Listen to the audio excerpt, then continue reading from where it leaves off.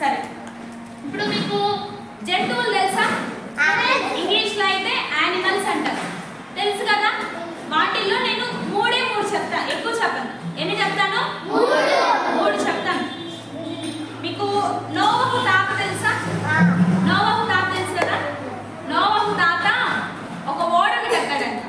ఆ స్టోరీ మీరు లాస్ట్ DBSలో విన్నారు, గుర్తుంటే సరి, లేకపోతే ఇప్పుడు అంత క్లియర్గా నేను చెప్పను. నోవహు తాత ఓడని కట్టినప్పుడు 40 దినాలు పగలనక రాత్రనక 40 దినాలు వర్షం కురిసింది. ఎన్ని దినాలు? 40 దినాలు వర్షం కురిసింది. 40 దినాలు వర్షం కురిసిన తర్వాత నేల ఆరిపోయిందో లేదో, నేల ఆరిపోయిందో లేదో అని చెప్పేసి ఫస్ట్ ఏం పంపించాడంటే కాకి. కాకి తెలుసు కదా, మన ఇంటి దగ్గరకు తిరుగుతుంది కాకి. ఆ కాకిని ఒకటి పంపించాడంట. అంటే నేల ఆరిపోయిందో లేదో సూచనగా తెలియడానికి అని చెప్పేసి ఫస్ట్ కాకిని పంపిస్తే కాకి ఏం చేసింది, అక్కడ ఎండిపోయిన మాంసం ముక్కలు. కాకి ఏం చేసింది, మనం తిన్న చికెన్ ముక్కలు ఇవన్నీ తినిద్ది కదా, అది కూరగాయ అయితే తినిద్దా? తిందు. చికెన్ ముక్క అయితేనే తినిద్ది. అలాగా కాకి ఏం చేస్తుంది, కాకిని పంపిస్తే కాకి అక్కడే ఉండిపోయిందంట. కొద్ది రోజుల తర్వాత ఇంకా నేల ఆగలేదేమో అనుకొని కొద్ది రోజుల తర్వాత ఏం పంపించాడంటే పావురాన్ని పంపించాడు. ఏం పంపించాడు? కొద్ది రోజుల తర్వాత పావురాన్ని పంపిస్తే ఒలివ చెట్టు అని ఒకటి ఉంటుంది, యెరూషలేములో ఉండిద్ది ఆ చెట్టు. ఒలివ చెట్టు అనే ఉంటుంది. ఆ చెట్టుకి ఇప్పుడు ఎండాకాలంలో చెట్లన్నీ ఎండిపోయి మళ్ళీ చలికాలం వర్షాకాలం వచ్చిన తర్వాత ఎలా ఉంటాయి, అప్పుడే చిగురిస్తే అప్పుడే గ్రీన్ కలర్లో చక్కగా వస్తాయి కదా చెట్లు. ఎప్పుడన్నా చూసారా? ఈసారి చూడండి, ఎవరైనా చూడకపోతే. బాగా ఎండిపోయిన చెట్లకి అప్పుడే వర్షాకాలం వర్షం పడిన తర్వాత బాగా గ్రీన్ కలర్ అంటే బాగా పచ్చగా ఉండే దాంట్లో చెట్లు అప్పుడే ఆకు మొలిసింది. అలాగా ఒలివ చెట్టుకున్న ఆకును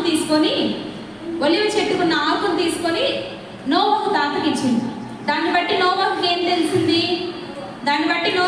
తెలిసింది, నేల ఆరిపోయిందని తెలిసి అప్పుడు నోవహు కుమారులు ముగ్గురు అన్నింటినీ తీసుకెళ్ళాడంట. ఏవేవి? ప్రతిదీ, ఏనుగుని, సింహాన్ని, ఎలుగు పిల్లల్ని అన్నింటినీ తీసుకెళ్ళి అప్పుడు ఎప్పుడైతే పావురము ఒలివ చెట్టు చిగురుని ఎప్పుడైతే తీసుకొచ్చిందో అప్పుడు అందరు బయటకు వచ్చేసారు. ఇప్పుడు ఫస్ట్ వినింది ఏ జంతువు గురించి విన్నారు? కాకి గురించి, పావురం గురించి. కాకి మళ్ళీ తీసుకొని వచ్చిందా? ఏమి తీసుకొని రాదు. కానీ పావురం ఏం తీసుకొచ్చింది? ఒలివ చెట్టు యొక్క ఆకును తీసుకొచ్చింది. ఏ చెట్టు ఆకు? ఒలివ చెట్టు ఆకు తీసుకొచ్చింది. తర్వాత చేప తెలుసు అందరికి? అందరు చేపలు తింటారు కదా. అయితే చేప ఏం చేసిందంటే, యోనా తెలుసా? యోనాని చేప ఏం చేసిందంటే ఒక ప్రాంతానికి వెళ్ళమంటే ఇంకొక ప్రాంతానికి వెళ్ళాడు అని చెప్పేసి పెద్ద తుఫాన్లా వచ్చింది. సముద్రంలో ఓడలో ప్రయాణం చేస్తున్నాడు నోవాహు. యోనా ఓడలో ప్రయాణం చేస్తుంటే పెద్ద తుఫాన్ లాగా వచ్చేసి ఈ ఓడ ఏం చేసిందంటే పడిపోయింది. అప్పుడు అందరు ఉంటారా దాంట్లో? ఎవ్వరు ఉండదు, అందరూ పడిపోయారు. పడిపోతే అందరినీ ఏం చేయలేదంట. ఒక పెద్ద తిమింగలం, ఇంగ్లీష్లో బ్లూ వేల్ అంటారు, ఇక్కడ పెద్ద కొమ్ము ఉండి పెద్దగా ఉంది.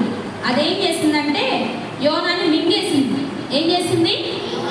యోనాని మింగేస్తే ఎన్ని రోజులు ఉన్నాడో తెలుసా? చేప కడుపులో 3 రోజులు ఉన్నాడు. షైని అక్క చెప్పింది కదా నిన్న. ముసలి ఏం చేసిందంట? తినేసిందంట.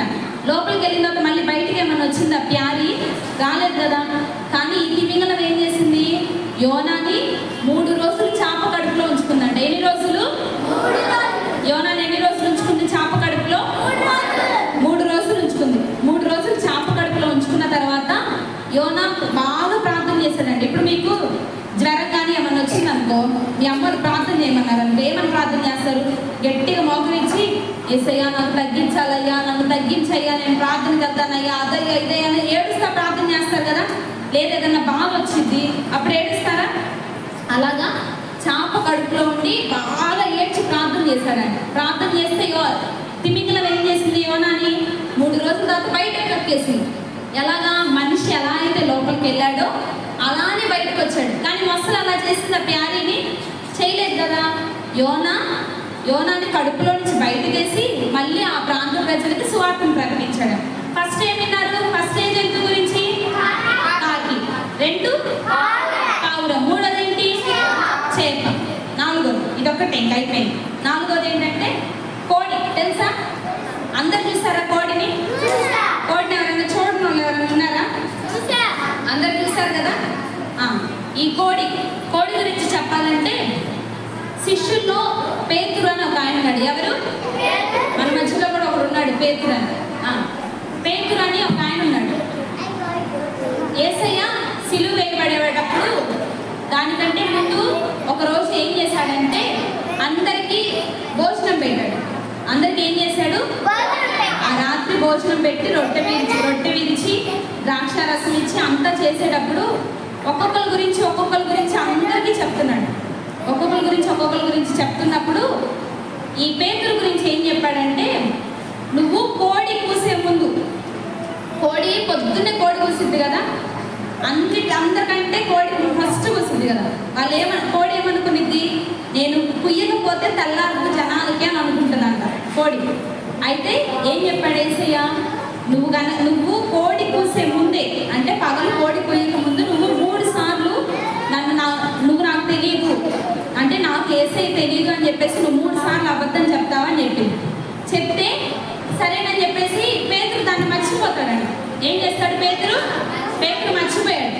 పేతురు మర్చిపోయి యేసయ్యని సిలువ వేశారు, యేసయ్య చనిపోయారు. యేసయ్యని సిలువ వేయడానికి తీసుకెళ్ళిన తర్వాత ఒక చిన్న అమ్మాయి, ఎవరు? అక్షాంత అమ్మాయి వచ్చి, నువ్వు ఎందుకంటే యేసయ్య అన్ని సంవత్సరాలు తిరిగి చెప్తా ఉన్నాడు కదా, దేవుని మాటలు చెప్తా ఉన్నాడని చూసే ఉంటారు కదా, ఎక్కడో కూడా చూసేసరికి అక్షాంత చిన్న అమ్మాయి వచ్చి నువ్వు యేసయ్యతో ఉండేవాడివే కదా అని అడిగిందంట.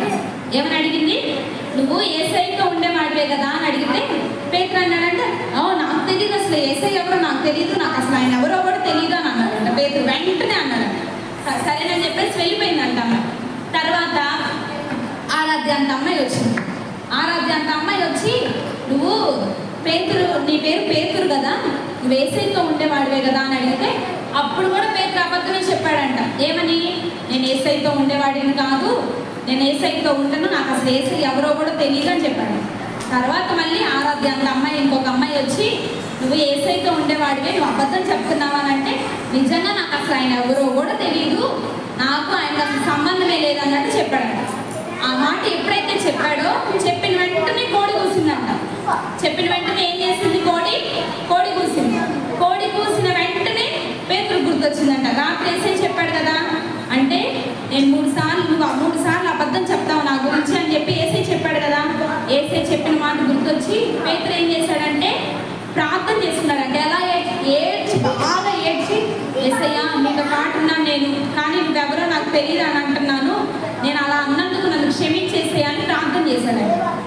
దీన్ని బట్టి మీరు ఏం తెలుసుకోవాలి? అబద్ధాలు చెప్పాలా చెప్పకూడదా? అబద్ధాలు చెప్పాలా చెప్పకూడదా? చెప్పకూడదు. ఫస్ట్ ఎవరి గురించి విన్నారు? ఏ జంతువు గురించి విన్నారా? 2 పావురం, 3 కాకి ఏం చేసింది? ఏమైనా తీసుకొని వచ్చిందా నోవాహు దగ్గరికి? కానీ పావురం ఏం తీసుకొచ్చింది? ఏ చెట్టు ఆకులు తీసుకొచ్చింది? ఒలీవ చెట్టు యొక్క ఆకులు తీసుకొచ్చింది. చేప ఎన్ని రోజులు యోనాను ఉంచుకుంది? 2 రోజులు, 3 రోజులు. కోడి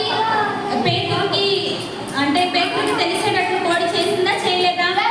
చేసింది. ఎన్నిసార్లు అబద్ధం చెప్పాడు పేతురు? అబద్ధం చెప్పిన తర్వాత సరేలే అబద్ధం చెప్పానని చెప్పేసి బానే ఉందా? ఏం చేశాడు పేతురు? ఏం చేశాడు? ఎలా ప్రార్థన చేశాడు? ఏడుస్తూ ప్రార్థన చేశాడు. మనం ఎలా ప్రార్థన చేయాలి? ఇప్పుడు మీకు హాలిడేస్ అయిపోయిన తర్వాత స్కూల్ స్టార్ట్ అవుతుంది కదా, స్కూల్కి వెళ్ళే వాళ్ళు ఉన్నారు. స్కూల్ స్టార్ట్ అయింది కదా, స్కూల్ కానీ కాలేజ్ కానీ ఏదైనా కూడా స్కూల్కి వెళ్ళే వాళ్ళు ఉన్నారు కదా. మీరు వెళ్ళేటప్పుడు మీకు ఏమేమి కావాలంటే చాలా పెద్ద లిస్ట్ చెప్తారు. మా అమ్మాయి వాళ్ళే చెప్తారు పెద్ద లిస్ట్. మమ్మీ నాకు షూస్, సాక్స్, కొత్త జామెట్రీ బాక్స్, కొత్త ప్లాంక్, బుక్స్ మీద కవర్స్, బ్యాగ్, యూనిఫామ్, ఇలా అన్నీ చెప్తారు. అవునా కదా? అన్నీ కావాలి కదా, మరి అందరికీ కావాలి.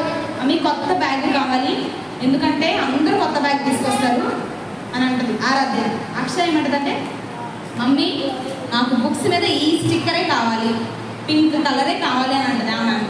ఇలాగా అన్ని మీకు ఆశలు ఉంటాయి కదంటే, మాకు ఇలా కావాలని. లేదా పుట్టినరోజు వస్తుంది, మీ బర్త్డేస్ వస్తున్నాయి అనుకో, ఏమేమంటారు? నాకు కొత్త డ్రెస్సు, చెప్పులు, ఇంకా అన్నీ పెట్టుకున్న వాళ్ళైతే బ్యాంగిల్స్, నాకు గాజులు కావాలి, అవి కావాలి, ఇవి కావాలి, మొత్తం అడుగుతారా అడగరా? నాకు అంత బెలూన్స్ పెట్టండి, ఇలా ఎలా అయితే బెలూన్స్ పెట్టారో మందిరంలో పెట్టారు, భలే పెట్టారు అక్క వాళ్ళు, బెలూన్స్ పెట్టి పెద్ద కేక్ తీసుకొచ్చి పోయండి అని చెప్పేసి చెప్తారు కదా. అలాగా అవన్నీ కావాలంటే మనం ఏం చేయాలి? పేదలాగా ప్రార్థన చేయాలి. ఎలా ప్రార్థన చేయాలి? కన్నీటి ప్రార్థన చేయాలి. ఏమని అంటే, ఇప్పుడు మీకు స్కూల్ స్టార్ట్ అవుతున్నాయి కదా, పుట్టినరోజు సంగతి తీసేసాయి, మళ్ళీ స్కూల్ స్టార్ట్ అయింది కదా, అప్పుడు మీరు ఏమైనా ప్రార్థన చేయాలంటే ఇప్పటి నుంచే ప్రార్థన చేసుకోవాలి. ఈరోజు ఇంటికి వెళ్తారు కదా, ఈ రోజు నుంచి ఖచ్చితంగా ప్రార్థన చేసుకోవాలి. ఏమని ప్రార్థన చేసుకోవాలి? యేసయ్యా నేను స్కూల్కి వెళ్ళాలి, స్కూల్కి వెళ్ళేటప్పుడు స్కూల్కి వెళ్ళేసరికి నాకు కొత్త బ్యాగ్ కావాలి, ఏమేమి కావాలో మీకు ప్రతి లిస్ట్ చెప్పారనుకో, యేసయ్య వాటినన్నిటిని అంగీకరించి మీకు ఏది కావాలో అది అనుగ్రహించును గాక